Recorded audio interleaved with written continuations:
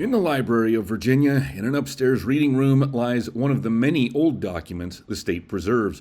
But this document has a secret. We know that the document was in a lot of places. This is a document with frequent flyer miles. I'm not kidding. It has appeared and it has disappeared. So now you see it, now you don't. But before we get to that, let's talk about what this is. It's the Charter of Chesterfield County.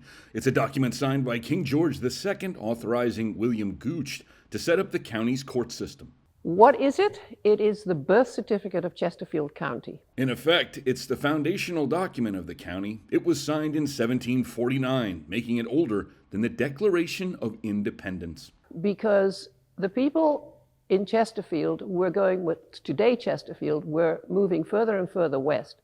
But for every single thing in life, they had to go to the courthouse, whether it was for marriages, deaths, deeds, wills, anything. And the nearest courthouse was in Verina on the opposite side of the James River. And during the Revolutionary War, someone took the time to remove it from the courthouse and hide it, as well as all the other documents that were in that courthouse, to prevent it from being damaged or stolen or what have you. But fast forward to the Civil War. Lies van der Linden Bruce says the county administrators were again worried about losing valuable court documents. So they take everything out of the courthouse. Now it's 80 years of records, those very, very large, big books.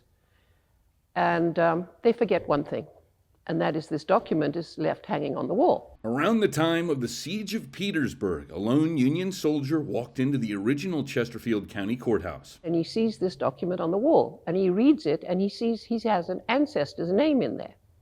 So he thinks that's nice, and he takes it off the wall, folds it into various quarters, and pops it in his backpack. That's when the fold marks showed up on the document, and then the charter disappeared. Well, it's missing for almost 100 years at that point.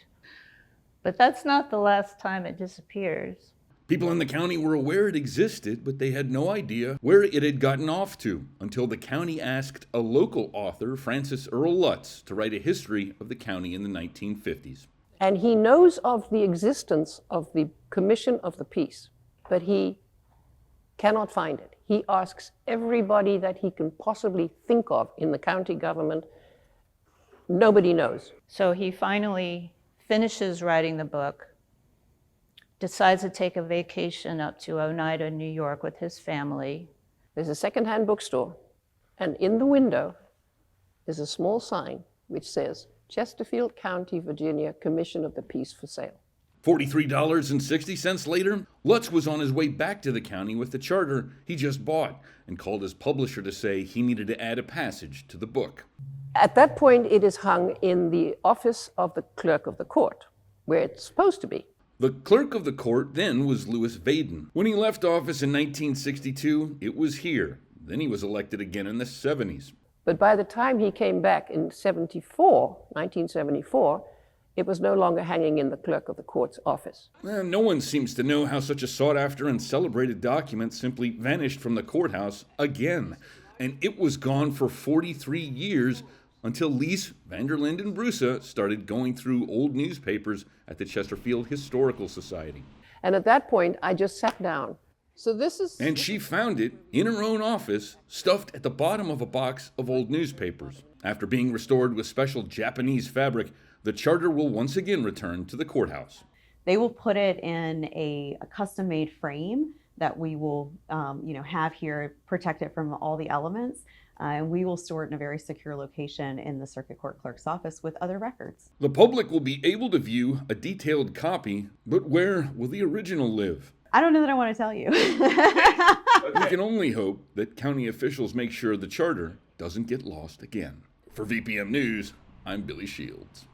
Thank you for watching. Make sure to subscribe to the VPM YouTube channel, hit the bell for notifications, and visit vpm.org for more in-depth coverage.